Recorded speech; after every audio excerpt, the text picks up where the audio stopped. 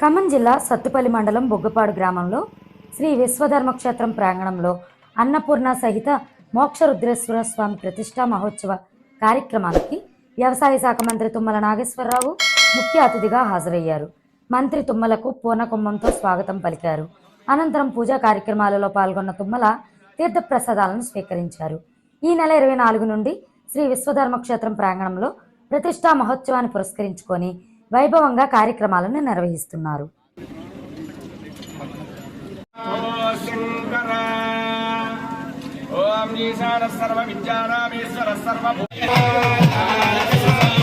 ఏ